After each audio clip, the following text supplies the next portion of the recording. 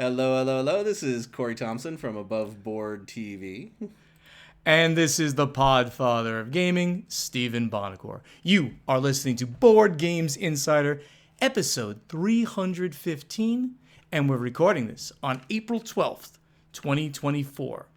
Board Games Insider is proud to be powered by Board Game Geek. So, Corey, the people who can see us right now realize that we are here together in one location. I'm not touching you. Oh my! Not touching you. So uncomfortable being next to you. So where are we, Corey? We are in Niagara Falls, New York. Yep, we're at the Gathering of Friends convention. This is originally a private get-together. Alan Moon and his friends. It's been going on for over 34 years. This is number 34. Wow. It's amazing. So it is such an incredible convention, such a get-together place of designers, publishers, just board game enthusiasts. It's such a crazy group. And today is day 2, technically? Day 1, maybe? Yeah, day 1 or day 2. It depends on when it technically... I think Thursday is the first day, so yesterday, because you're actually allowed to go into the ballroom and game. But really, most people start showing up today, and then sometimes they just come for the last weekend, or they come. This is a 10-day event, but it's not It is long. Only industry, though it is a preponderance of some notables here, including miscreants like us. But it's, you just got to get an invitation to come, and it's a great time because it's so much socialization, as well as people doing business here. We all need socialization because we are we're an unsocialized group. Very bad at socialization. That's right. No, it's my favorite convention of the year. So, wow, that's really nice of you. So many friends here. Everybody's just so nice and so happy, and I get to play so many strange, bizarre, unknown, or new, unpublished games. Yep. It's crazy. A lot of people are doing their final tests and their final polishing on games that will come out this year, like at Essen. The Europeans come over here and they bring over their final prototypes, making their last adjustments, and then they immediately go to press within a few weeks or a month of this time and have the games ready for Essen. So it's amazing. Absolutely. What's happening in your world, Corey? I know you had a lot going on this week besides before you got here. You've been on East Coast time for a long time already. A while. I arrived in Rochester, New York with Above Board, and we filmed in association with the city of Rochester and with the Strong Museum of Play. We filmed all sorts of fun things. We were given access to the Red Wings baseball stadium in Rochester. I think it's called Freedom Field. It was amazing. We were at the press boxes. We were flying drones around the field. We played Baseball Highlights by Mike Fitzgerald. It's Baseball Highlights 2045? 2045. Baseball Highlights 2045. Such a good game. The really funny story there is we didn't have a copy, and it's a little hard to find, but we really wanted to play it. So someone I didn't really know wrote me and said, I will bring a copy. I live nearby. Wow. Turns out CEO of Eagle Griffin Games, who published it. Get out of here. Just they brought drove your copy. by and said, here's a copy. Rick or his son? Randall Lloyd. Randall, his son. Yes. Yep. Yes. It was amazing. Very So cool. then we filmed outside in front of the Strong Museum of Play. We played the board game Eclipse during the total solar eclipse. Of course you did. It was, I don't want to spoil it, but it was a little cloudy. So the whole world got dark. It was amazing. We timed our play to fight the big Death Star in the middle of the board. Nice. Right during totality. Oh, wow. It was really cool. Did you turn lights on? We turned the sun back on after we played. No. We were outside. Did you play the game during totality without extra lights? Yes. That's awesome. And we ran drones all over. We time-lapsed it. The shots are beautiful. We just had such a good time in Rochester. I haven't spent a lot of time in Rochester before.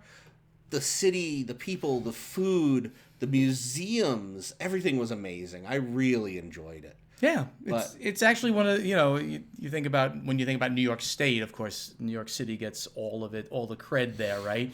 But Rochester is one of the 5 biggest cities in New York State, and a very interesting area of the country, that whole it was so northern cool. section of the country, of the state of New York. And then, of course, left Rochester on the 11th, and we went to, the other big one, we went to Millennium Games. Oh, in yes. Rochester, which is the largest board game store in the U.S., maybe in the world. They're trying to verify that right now. It's an amazing store. It was so cool. The owners were so nice. We filmed all over the store. We had our hosts do a scavenger hunt all over the store trying to find certain games. Oh, very cool. They were racing and running. It was really goofy. So, had a fantastic time. And then arrived here in Niagara Falls. So, And now we're just starting this up, but it's going to be an amazing another 10 days or something like that. I can't wait. Yeah. So here are the Podfather of Gaming. Yes, I arrived even before Corey. Well, about the same time Corey got to New York State. I arrived here in Niagara Falls the day before the eclipse, so I'd be here in time to see the eclipse. So on Monday, yes, it was overcast. So during totality, while it was pitch black and amazing to experience that, we didn't see the actual, corona of the sun. And since it was cloudy almost all the time, a few times we did see the partial eclipse as it was getting there or as it was leaving the moon. Still a great experience, not the perfect one that we wanted, but it was a very wonderful experience. True.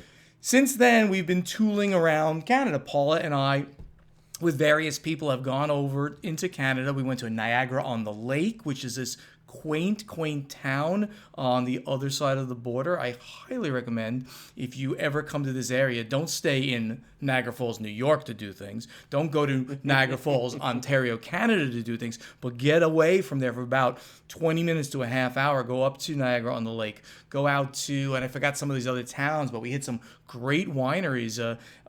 Big shout out to Taw's Winery, which was a lot of fun. I've heard such good things about the wineries in Niagara. I got 6 bottles of Taw's there for you and me to share this week. That's gonna be Today? great.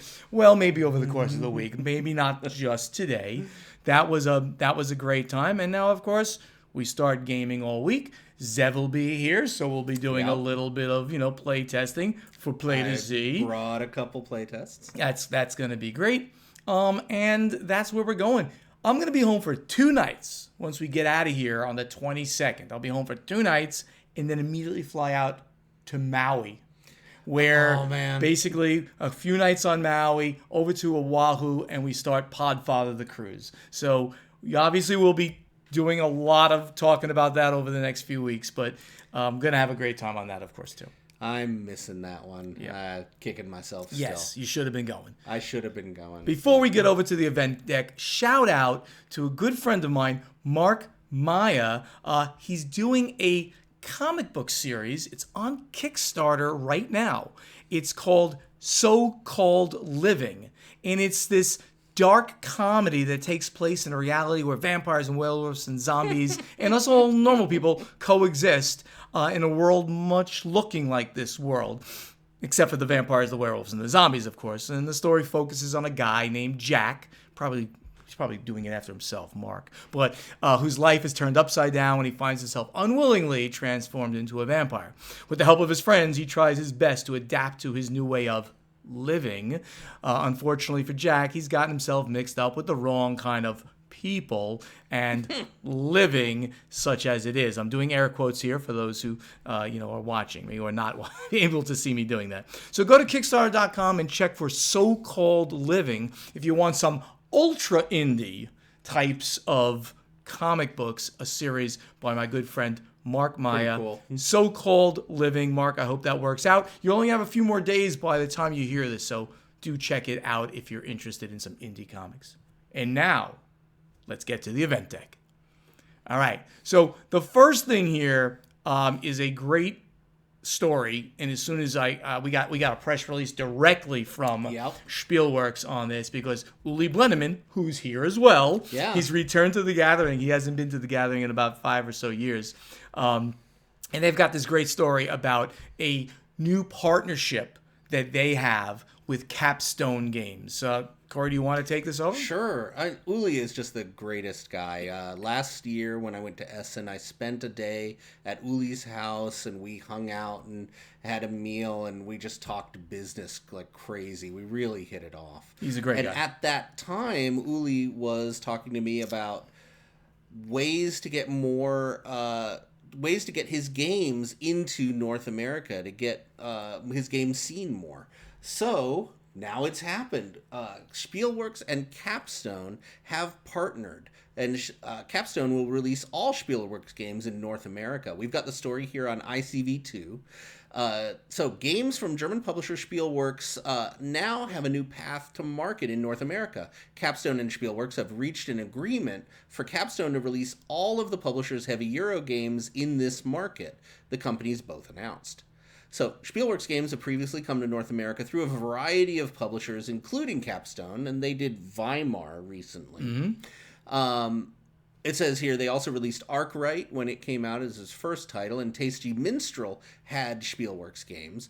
Some company called Stronghold Games released a number of Spielworxx titles. There's, Yeah, we did La Granja, which is actually the largest selling of the Spielworxx titles, La Granja. We did that one with him, and then by Andreas Odendahl. He's Andreas, a good friend. Oda. He's is awesome. Such a fun guy. And then after that, around the time right after I left, but we had already established it that we did Captains of the Gulf second edition also. So Spielworxx has had many different ways of coming into the U.S. market, but now Capstone, they've signed truly a strategic agreement where they're bringing all of their games across. The new relationship's going to begin with 3 games planned for release in the coming months. Raising Chicago by designer Matt Wolf, which is number 2 in the Urban Evolution series. Epos, a Gentes game. I'm really excited about this one. Gentes is such a good title. So this is kind of the sequel to Gentes. Right. It's designed by Stefan Risthaus. And we've got Dolcissima Vita, designed by Gianciome Mingone. Not bad. It's okay. Well, you should read the Italian names here. Gianciome Mione. No G. You don't pronounce the G. Mione. Okay, anyway. Which is number 1 in the new Italian trilogy. There you go. I'm really happy for both Clay Ross, who is the president of Capstone, makes his company a little bit bigger with some more very interesting, heavier Euro titles, which is what Spielworxx is known for, and that's really, really good news for both of those companies. I'm mostly excited. Spielworxx, they have the most unique heavy Euro games. Agreed. I'm always watching them and seeing what strangeness they're bringing up. Like their 2-player only Uwe Rosenberg game, Orienburger Kanal, which is just so good. So I'm glad that there's going to be more exposure, more distribution for these really unique games. 100% true. So Hasbro, their CEO, who is a gamer, we've actually talked about this. He came from the WotC side of that house. He talked about layoffs, pivot to games, the OLG, and magic overproduction in a recent NPR interview. So that's Chris Cox. He answered questions on the company's recent layoffs, these pivot to games, and all of this stuff that's going on deeply inside of Hasbro. Because they've come on some hard times. There's been a lot of news about the toy side not doing so good, the game side probably doing all right, but losses overall, it's just been a roller coaster. Cox was asked about the Hasbro layoffs, which cut 1,100 jobs in December of 2023, including some senior Wizards of the Coast employees. Cox emphasized that the layoffs were concentrated in the toy business, but did acknowledge that they also impacted WotC. He argued that the WotC layoffs were due to changing priorities in a growing business. And this is the ICV2 story again. So more reorganization, restructuring from within Hasbro. And this makes sense because a lot of the more inside news I'm getting from Hasbro is that they're diving harder into the hobby side of gaming.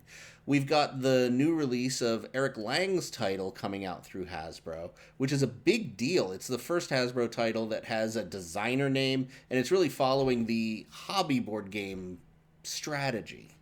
So it makes sense that the whole gaming side of Hasbro is kind of reorganizing and rethinking how it's doing stuff. Yeah, and I mean, the more that they focus on the true gaming side, obviously, is the more that our audience is going to care about it.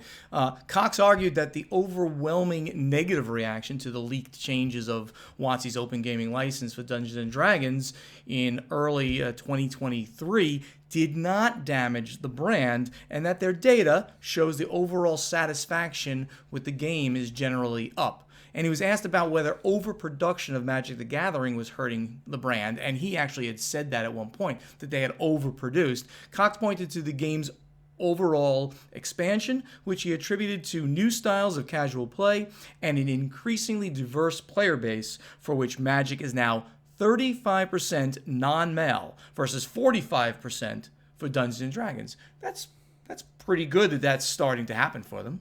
Yeah, absolutely. And on more Hasbro news, I mean, as the big guys go, sometimes so does everybody else. We talked about the fact that Hasbro was licensing, potentially. Remember, that was a story that was leaked by an insider at Tencent, one of the largest video game companies in the world. An insider there leaked that Hasbro was going to license D&D, and apparently this looks like it has happened now. Following Baldur's Gate 3, WotC and Hasbro are investing $1 billion in their AAA game ecosystem. Yeah, so AAA games are the really, really, really high budget video game market. It's like Baldur's Gate 3.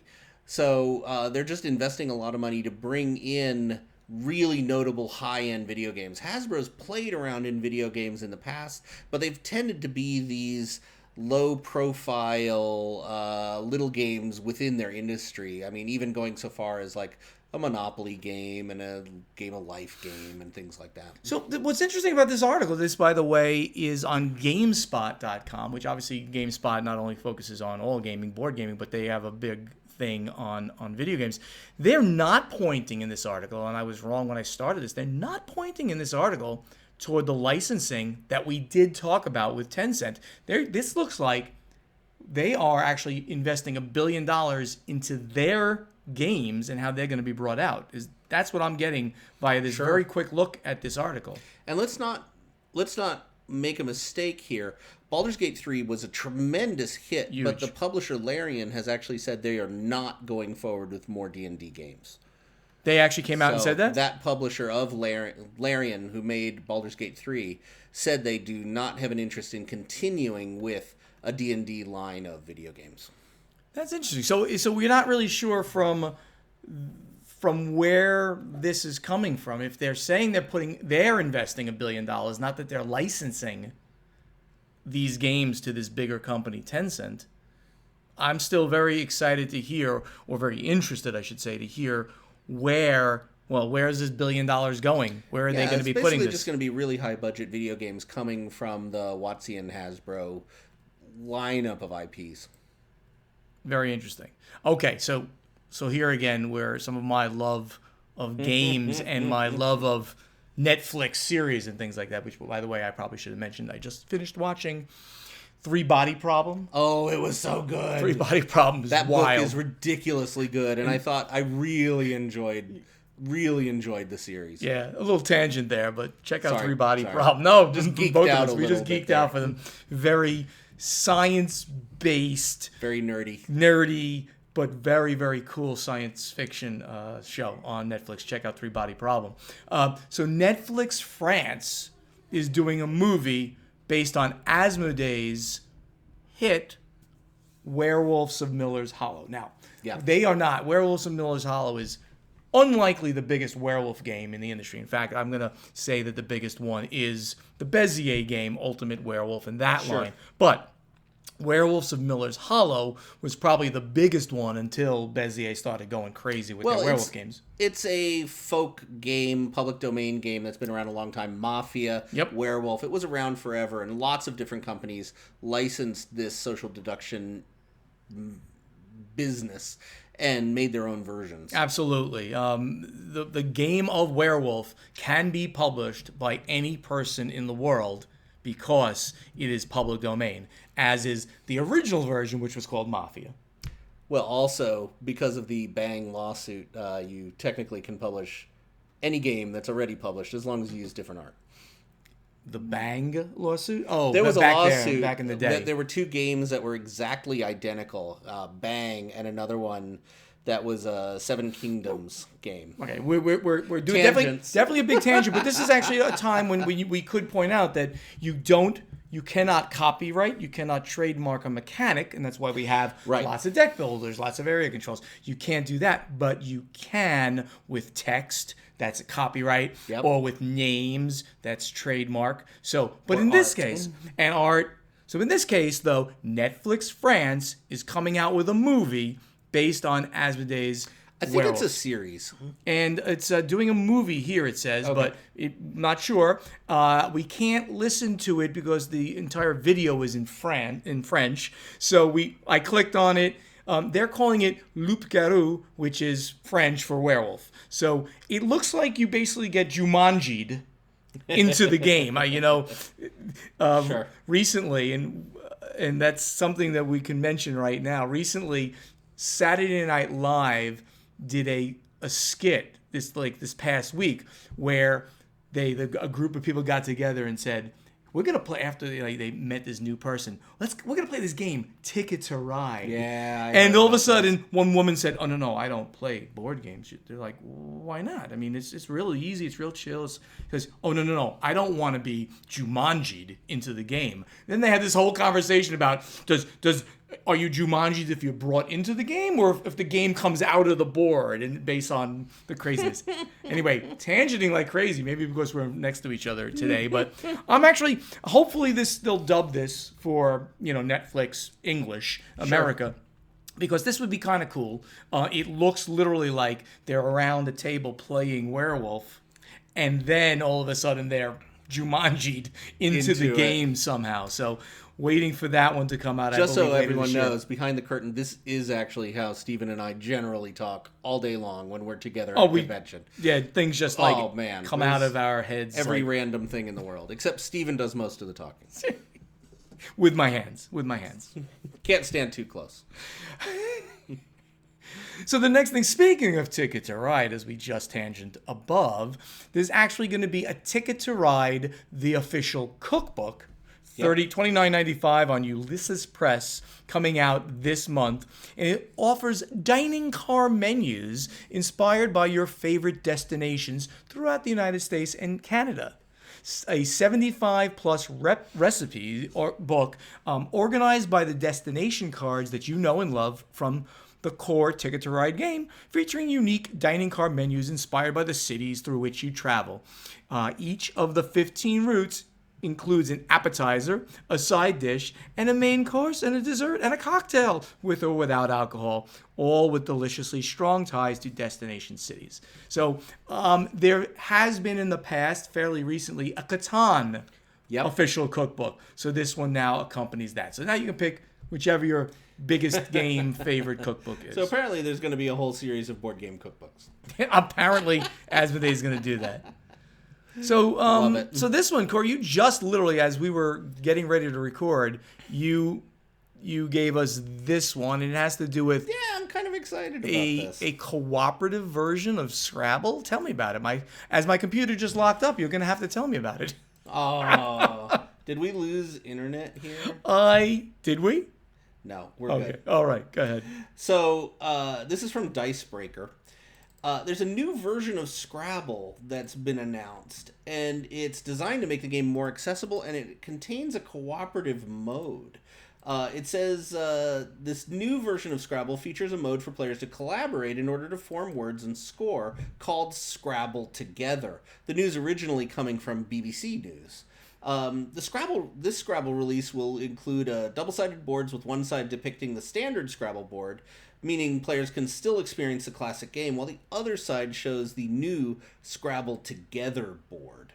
So, I still really like Scrabble. I like words. I like weird words. I play it a lot. So, I'm excited about this. I'm curious. Scrabble hasn't changed much in a really long time. There was a brief moment in the 90s, I believe, where they released a game called Alfred's Other Game, which was a word game with Scrabble tiles made by the same designer who did Scrabble. Mm-hmm. Didn't really hit, didn't really do so well. But Hasbro's been going kind of crazy with strange variations on their titles. Remember, not that long ago, we had the Monopoly Scrabble. We did. Which was a combination game with word building and... It's hard to say with a straight face. I know, it's it really is. This is real. This one happens to be real. So, I am not necessarily a fan of Scrabble, not because I'm not good at it or anything like that, but because Scrabble is old and it breaks the rules about frustration in games, right? Because it's a frustrating game because you put a word down. I challenge it. I got to, unlike Words with Friends, which boom, you just keep playing. You keep playing. It took Scrabble, same idea of a game, and just removed all that frustration. So I just like playing that more against somebody if I'm going to. But Scrabble, I can play with my mother, and she really likes it. So I will play Scrabble with her. But that's a very interesting idea. A cooperative version of Scrabble. I don't know how it's going to work, but I'm into hear about this some more. So it looks like the new version of Scrabble with the Scrabble Together mode is currently available. So there you go, and there you have it. We have one more here. Are we going into this one here? This is a very interesting one. Yeah. So this is just a bunch of news that I've heard recently. So AEG has been around for a long time. They're a very well-established publisher within the industry. And for me personally, one of the biggest contacts I had with AEG is with their main marketing and contact person, Vladimir. And it's just been announced that Vladimir is leaving AEG, Vladimir Orlana, who has been just spectacularly nice and helpful. And I'm tangential to the industry a lot of times, but he always was right there. Vladimir always ran the first look rooms at Gen Con, the special events where AEG would announce their new titles. It was always easy to talk to. Yep. Quick to give good information, was just so good for the company. So Vladimir has moved on. I don't think there's any ill will going on here. He's just moved on from AEG to better prospects. It is interesting that I don't know more, and I don't know Vladimir personally, but he says if he is out there looking for a new job in the industry, somebody with his marketing, right? He was a marketing person for them? Yeah. Right? So Customer he's looking relations and marketing. Okay. He worked mostly with media. Okay. So not sure of the circumstances, I guess, is really, I don't know if it's good, bad, or anything, but he is looking to stay within the industry. So and paired up with that, there's an announcement that Bonzinator, who is the Bonzinator. She's an amazing big social media person in LA, has announced that she's taken a position joining AEG as community manager. So congratulations to Bonds. It's a great company. Yeah. And hopefully we'll get to work together. Yeah, she is amazing. I met the Bonzinator, or Bonds, at the World Series of Board Gaming 2 years ago, the first year. And she is energetic, vivacious, perky, fun, just a great person. Oh, fantastic person. Yeah, isn't she just lovely to hang around? She's just a fun person. And with the Above Board Studios down in LA, I cross paths with Bonds not uncommonly. Right. Very cool. So good luck to Vladimir in his next endeavor, and congratulations to Bonzinator on taking that job of community manager for the great company of AEG. And now, let's get to strategy and tactics. Dun, dun, dun. Okay, we're running long because he had a decent amount of news there, so we're going to take a few questions here. First, from our good friend, Kurt Van Heuvel, who's the Vitruvian gamer, and he said, not for the contest, because I think he had put in too many at that point. We're still going through some of those contests. Oh, yeah, absolutely. So anyway, Kurt is a very big contributor, and thank you again, Kurt. Thank you for everybody who takes the time just to ask us something, even something silly. Everybody but Clint, who just asks us crazy things, but no, I love Clint. We talk all the time. So, Kurt is asking on BGG. Oh, by the way, yes, Vitruvian Gamer, I mentioned that. On BGG, players can vote on their best and worst player counts for board games. Imperial Settlers, 51st State, and Empire of the North have around 70% best with 2 players vote and up to 71.6% not recommended with 4 as a result, while 11 has a 87% best solo and a whopping 78% not recommended with 4 result. Did you expect these kinds of results? Oh, okay, maybe this is an Ignacy question. I feel bad. Specifically, the part about 11.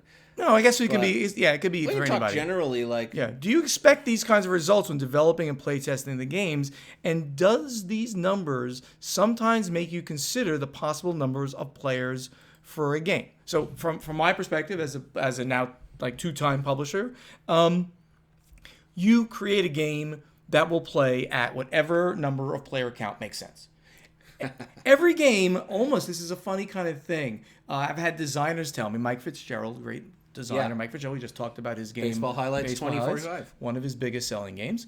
He said to me, every game starts as a 2-player game. Now, that's not 100% true because, like a party game doesn't, right? But just about every game starts as a 2-player game, and then they add stuff to increase that player count. And very often, the multiplayers end up better, of course, because there's more action on that board. There's more interaction between the players. So I would say that the answer or the general concept going on here is that we design games for the market that makes sense of what we do. It's rare that we design games or that we want to pick up games for 2 players. That's a thing. That's for what war I was going games. to talk about. Is it's pretty well known that solo and 2-player games don't sell as well. Solo, without a doubt, right? That's a very small market. Yeah. But having solo in your multiplayer game is necessary. Huge these days, especially during COVID. It was Regardless of whether people actually use it. Right, exactly. So 2-player games alone, not a great idea. 1-player game alone, not a great idea. And there's a tremendous pressure when making a game to make it playable up to 5 now. The pressure is to have a 2 to 5 player. And me being such a social person and social gamer, I love to see those high player count games, even if they're not party games. Sure. I love seeing 2 to 6. And like somebody, but it's not that good at 6. I don't care. I'm playing it at 6 because I want people around the table. I still kind of feel that if you have a player count like that, the lowest player count sometimes doesn't work great. Highest player count sometimes doesn't work great. It is the case. But Kurt, in general, the answer is it really depends on the market we're going after. And if a game will work good with more players and it's not going to cost too much more to add those players in, we're going to put them in because we want more people experiencing the game in general. Of course. Bill Anderson, he's at Nix603. This question is mostly for Steven, but the perspective of all the hosts is interesting. I have perspective. You have no perspective. I've heard a lot of comments about, quote, game stores not run as a business, but because the owner is in the hobby. Normally what I've said, game stores are not run as a business. They're run as the game store owner's playground. They don't necessarily have business sense. That's kind of what I've said. That happens a lot. Yeah, game stores are hard to run. It's hard to make money. So if you don't constantly remember, you went and you played at Millennium Games. Now that is a well-run store. That store is just beautiful, great. They get it. All the people in that store play games. Great. But if you think about it, there's a real problem with running a game store. You are essentially opening your doors to customers who will stay for 8 hours and buy 1 Coke. Yeah. And that's just not a good business sense. So most game stores seem to be based on selling something else. Magic cards, comic books, food. Right. But to continue, the question is, so the game store is not being run as a business, and about game designers or contributing authors being artsy, so it's expected they're somewhat unreliable. I don't know if I agree with that. Yeah, I don't agree. Most designers and artists, they know their deadlines and they do it. So I'm not sure about this, but let me go. Steven, having come from a finance adjacent background, I would say finance adjacent because I worked on Wall Street in IT, and I've actually been on a trading floor for a little bit, though I was doing the IT on the trading floor. And Corey and Ignacy, do you feel there is a different acceptance and definition for professional behavior in the board game industry versus wider business industries. So he's talking about behavior. Okay, this is very interesting. Yeah. Is there more acceptance for missing commitments, appearances, meetings, timelines, and last-minute changes to schedule, deals, etc.? Whoa, okay. I think industries... You want me to go first? Or do you want to go? I don't want to just keep talking. Well, I just have... I've worked in a whole bunch of different industries over time, and yeah, board game industry does feel a little more like it's run by creatives, where timelines and things like that have a little more flex room to them. People maybe don't go by the best business strategy, just looking to capitalize on how much money you make on the market. These are often passion projects. People making the creative element they've dreamed about, and publishers working the best they can to make them get out into the industry. Yeah. In certain industries, professional is that word on steroids. Again, on Wall Street, if you don't act professionally, you are going to get a rep and you're going to be tossed on your butt. The only people that get away with that, this is kind of an interesting kind of parallel. The only people that get away with certain non-professional behavior are those that are so good at what they do that they can... Or so wealthy. Well, no, like I was working in my last job before I went full-time with Stronghold, and there was a guy, and I'm really not going to mention, not that any of those guys listen to this stuff, but there was a guy there that every person in infrastructure, with the infrastructure portion of technology that we support, the servers, the desktop, not the application side. So there's two sets. Every person thought this guy was the biggest bleep on the planet. They literally would try to lock him away and not have anybody talk to him because he was such a bleep. So he could get away with certain things because he was so good and essentially indispensable. But the average person, or even good people, you have to have a certain decorum. You have to meet your targets. He was meeting targets and he was exceeding targets. You have to be extremely professional in a Wall Street IT job. We're in a gaming world where a lot of people are creatives. Yeah. So there is leeway, but it's not, there's kind of a bunch of adjectives and things that are being tossed around. I wouldn't say it's unreliable at all. It's just there's a lot more nuance, let's say, right? So it might just simply take a designer a little extra time to do something, or an artist to do. I need to make some more touch-ups on these things. They're just not ready, and it's not because they weren't working hard. It's because they're artists. They're they're perfectionists. So that's the difference. I think in creatives, you do have a little more flexibility. I'll also say that the board game industry is a little bit of a strange one in that we're very accepting of a lot of different types of people, a lot of different looks and attitudes and behaviors. We have a lot of people who are socially odd, don't fit the norm. So we see a lot come through the industry. We're also a very small industry. Word gets around. If you're a jerk... Oh, yeah. You're not going to get jobs. Your people will hear.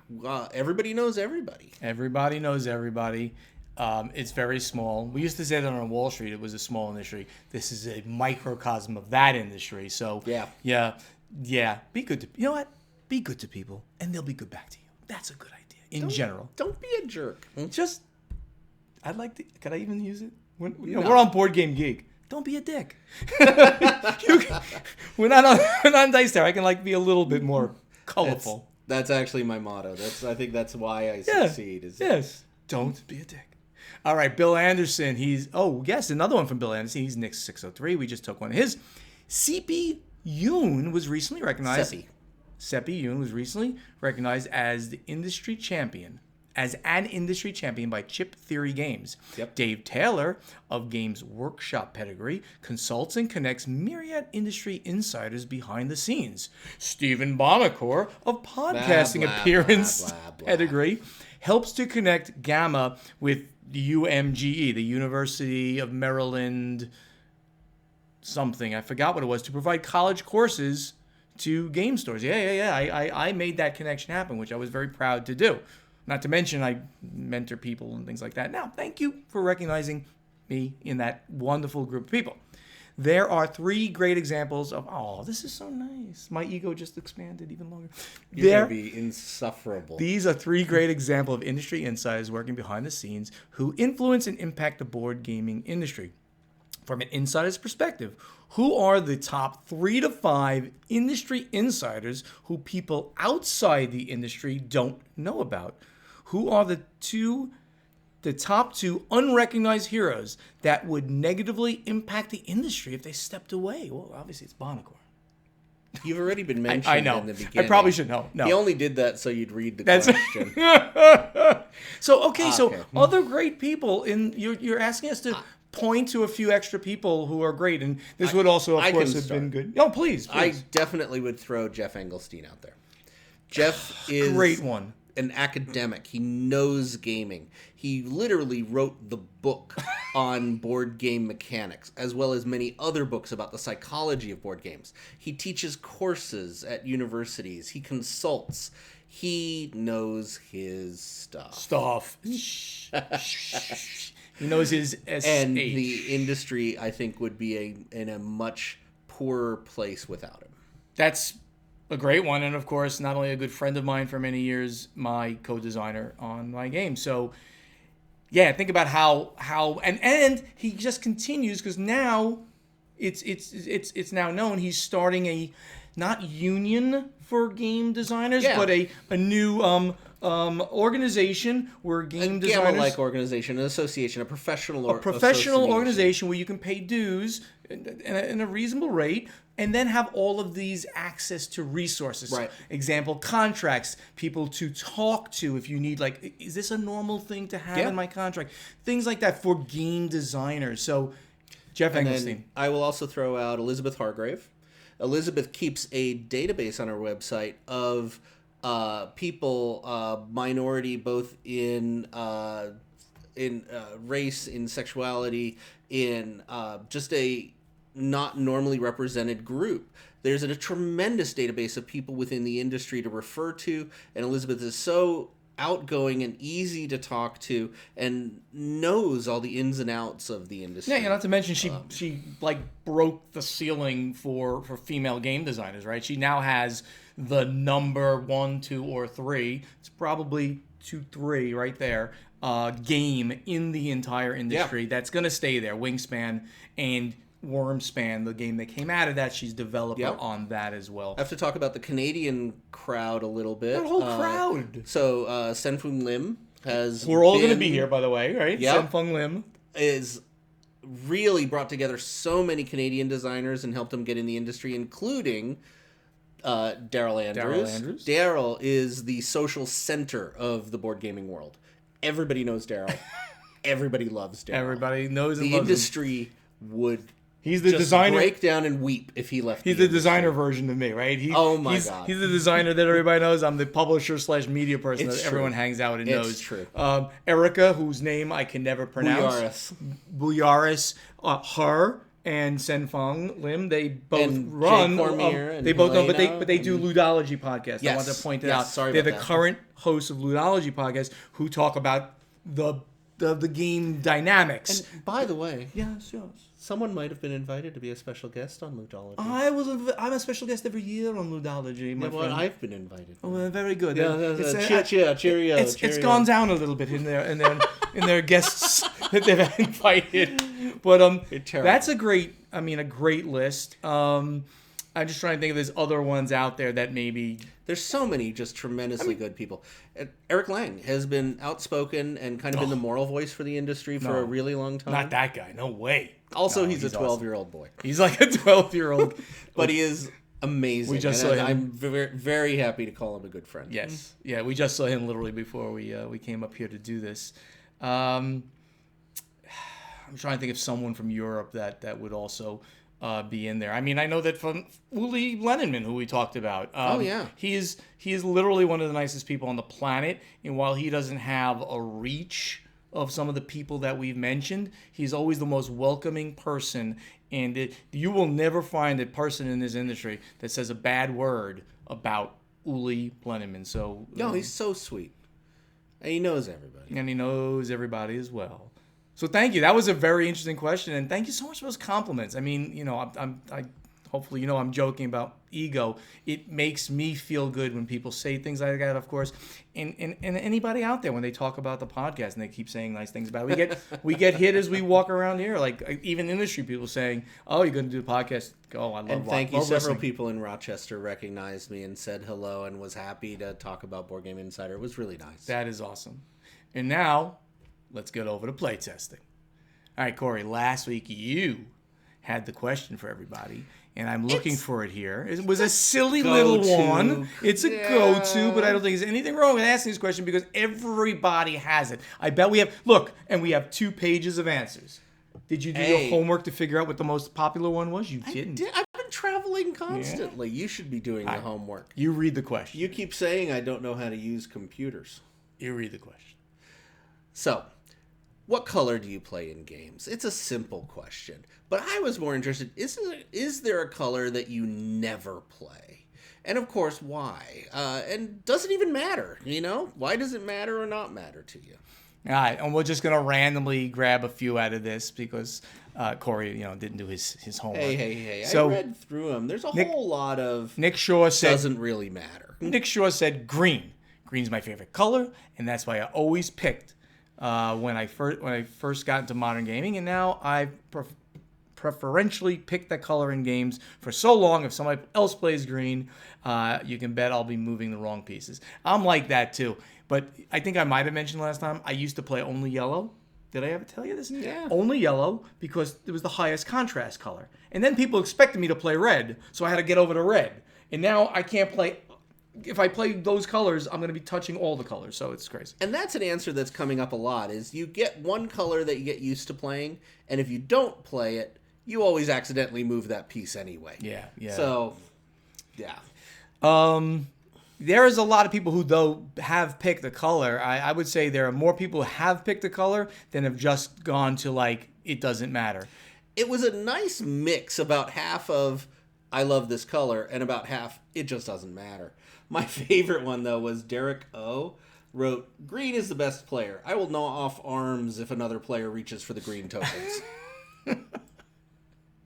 Very good. I'm going to go deep into the list of people who showed up late. There's a lot of votes for green here. I'm actually kind of surprised. I'm seeing an awful lot of yellow, and honestly, yellow is the one I usually don't play. Right. So Josh Wasser said, purple is greater than black, is greater than red. My favorite color used to be green. Again, another green. But so is my wife's and my brother's. Then was blue, and my son likes blue. My daughter likes yellow, so that left me red. To be in the RBYG generic player color rainbow, right? Those are the generic colors, right? So that was a good one. We've got an answer from Uli Blenneman. No, he didn't. Yes, he does listen to the podcast. That's so great. He wrote, blue, Iserlohn und Schalke. No yellow, if doable. Is that, what is the Iserlohn and Schalke? I honestly don't know. Oh, is that Uli? You put something that kind of resembles German there, but and he speaks German, so I don't know. Yeah, that's great. There's an awful lot of yellow and green in here. I'm really surprised. I always felt like red and blue were the most popular, but almost every strong opinion here seems to be yellow and green. Yellow and green are by far the big ones. There's a few out there for purples. Paula always plays purple. She loves that one. There's so few games that use a purple. There should be more. There should be Purple more. and orange seem to be the more popular ones that are not in games often. I don't play purple and orange because honestly I can't see purple and orange. There you go. So Gabriel Perez, he says, I do not have a preference, but if I have it to choose, it's orange, then white, and black or purple. Orange, white, black, purple. I can be any color. I like colors that are different than the standard 4 colors, but most important is the victory with the color. And I think the last one we'll take is from Alexander Sakhanov.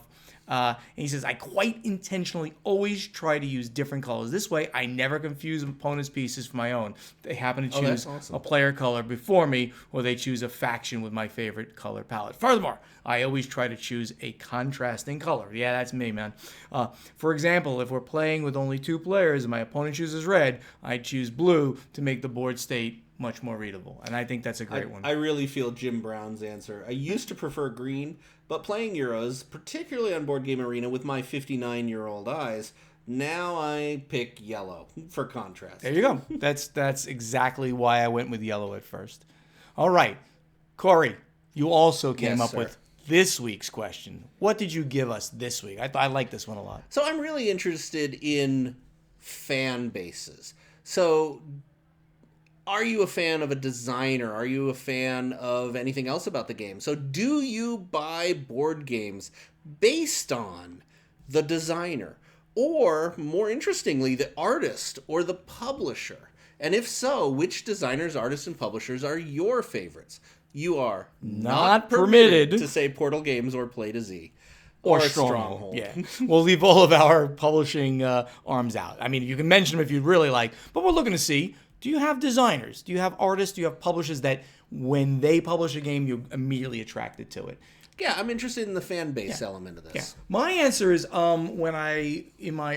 before I was a publisher, and then even my early days and continuing, I used to love just everything that Fantasy Flight came out with. I'd be immediately like, oh, because they have my style. That golden era of Fantasy Flight was really cool. It's my style. It's that American style game, high conflict, higher interaction. So anything they did publishing wise, even during my Stronghold days, I'd always like. Now Fantasy Flight stuff is now different than it used to be. So it's not quite the same though. If I hear of a new game by them, I'm going to be looking. We're in the post-Christian Peterson fantasy. Yeah, that's a good way of putting it. What for you? Do you have designer favorites? I definitely have designer favorites. Okay, so let's hear them. I will definitely go to games by Vladimir Sushi, by Uwe Rosenberg, by Stefan Feld. I will do Alexander Pfister games, Sight Unseen. Yeah. So you're picking all the designers of the heavy Euros. Which I think those guys are geniuses. Mixed Euros in They're mostly heavy though. But no, and I always look at those guys, those people out there, because I know they're genius. So I'll look at those games. They usually are not making the ones that I want to bring to the table. And I appreciate good art in a game, but there's not any particular artist that's like, I will buy that game because this artist did it. And as far as publishers, there's a lot of publishers that I think their stuff is really good. Spielworxx, I always pay attention to a Spielworxx game and just see what's going on there. They tend to be the Euros that I really like. Eggerspiel, Lookout Games, the heavy European companies, I'll always look at. Japanese side, such interesting Japanese publishers. Itten Games, I will always take a look at. You go into the small Sashi and guys. Sashi Okazu brand, which is Hasashi Hayashi's brand. Right. So I could go on and on. Those games are mostly design houses per se, right? Because Sashi and Sashi licenses his games out. Well, a lot of them are designed by Sashi and have art by Sashi, so it's the same person. Did you know that? Yeah, it is. Okay. And when I spoke to him at Essen one year, I said, "So, Sashi and Sashi, is there another Sashi?" He said, using a translator, he says, "No, that's Sashi in my past and Sashi now in my future." That was his thing. That's I thought that was a really kind of thing. I've never met him. Sashi. He's a delightful Jun Sashi. A delightful Japanese gentleman. So, everybody out there, do you buy games based on designers, artists, publishers, and if so, which ones? Try not to mention Portal, Play to Z, or Stronghold. We know you love all of those, of course. We will just pretend they'd be your number one pick. That's you don't right. have to say it. That's right. So please go to our guild on Board Game Geek and find our play testing thread for this question and post your answer. And in the meantime, let's get over to final scoring. Thank you all so much for listening, and help us spread the word about this podcast by telling your friends to download Board Games Insider wherever they like to get their podcasts, or watch Board Games Insider on the Podfather of Gaming YouTube channel. You should be watching. Do you want to be part of this podcast? You can. Just ask us questions. I'm going to see if I can mess you He's up. just about kissing me at this point. He's so close to me for our strategy and tactics segment by posting them in the correct thread in our guild on Board Game Geek and answer our question to you from the playtesting segment by going to the guild and looking for that thread. Check out the websites. Those are portalgamesus.com, podfathergaming.com, dicetowerdish.com, and play2zgames.com. We're all over social media. Please interact with us on Facebook. It's /BoardGamesInsider, /PortalGamesUS, /PodfatherGaming, and /Play2zgames. And then on Twitter, X, Instagram, @PortalGamesUS, @PodfatherGaming, and @DicetowerDish. On YouTube, Portal Games Studios, The Podfather of Gaming, and Above Board TV. TikTok, Portal Games US. We really, really love to see you in person at an upcoming convention. Please interact with us. We live to have those chats and play those games with you. Board Games Insider, professionally edited by Joshua Bowman from Tabletop Submarine Podcast. If you want him to edit your podcast, reach out to him at tabletopsubmarine@gmail.com. And that great voice you hear doing all of those in-between things in the intros and the outros, that's Ray Greenlee. He can be reached at raygreenleevoiceover.com. Anything to leave our listeners with? I just want to give a little behind the scenes here. We are working off of Stephen Bonacor's laptop, and I've counted them, has 61 open tabs on his browser. 61. Is it this really? This is not right. Look at see all these little icons I think it's 51, but that's okay. It's a lot. Oh, I counted them twice. 61 open tabs. I don't see why that's a problem. I don't see that. That's normal. Really? I close a tab when I don't need it anymore. I don't think you Those ever, are my email tabs. You ever close it. Why do you have two email? I need 1, 2, 3. Well, I don't need this third email one. tabs. I don't need see this third one right here. Watch. I'm closing that one. Oh, very good. Now we're in even 60. Did you all love that? Did you like to get into this is for D&D when I play my D&D game. I need it there. I don't want to go find it again. These are for my Pathfinder game over here somewhere. This is like United Airlines. That's Fidelity. I can't show you that one. It might show a little bit about my finances, and I'm not your financial advisor. Everybody, yes, I have a lot of tabs. Man. Thank you for listening, and we'll see you next time. See you later, everyone. Bye-bye.